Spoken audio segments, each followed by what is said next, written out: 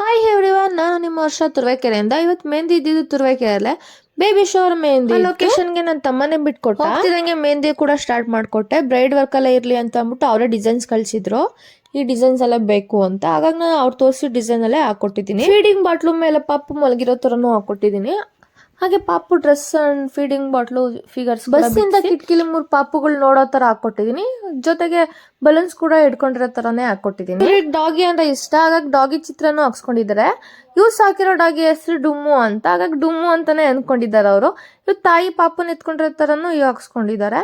ಯಾವ್ಯಾವ ತರ ಬಂದಿದೆ ಅಂತ ನೀವೇ ನೋಡಿ. ನನಗಂತೂ ಫೀಡಿಂಗ್ ಬಾಟ್ಲು ಮೇಲೆ ಮಲಗಿರೋ ಪಾಪುನೇ ಜಾಸ್ತಿ ಇಷ್ಟ ಆಗೋಯ್ತು.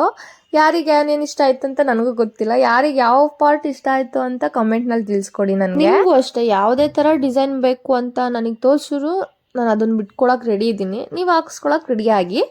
ಹಾಗೆ ಬೇಗನೆ ಬುಕ್ಕಿಂಗ್ ಮಾಡ್ಕೊಳ್ಳಿ. ರಂಜಿತ್ ಅವ್ರಿಗೆ ಇಷ್ಟ ಆಯ್ತೋ ಏನೋ ಗೊತ್ತಿಲ್ಲ ನನಗೆ. ಅವ್ರ ಹತ್ರನೇ ಕೇಳಿ ತಿಳ್ಕೊಳ್ಳೋಣ ಬನ್ನಿ. ರಂಜಿತ್ ಅವರೇ, ಮೆಹಂದಿ ಏನ್ ಅನ್ನಿಸ್ತು? ಇಷ್ಟ ಆಯ್ತಾ?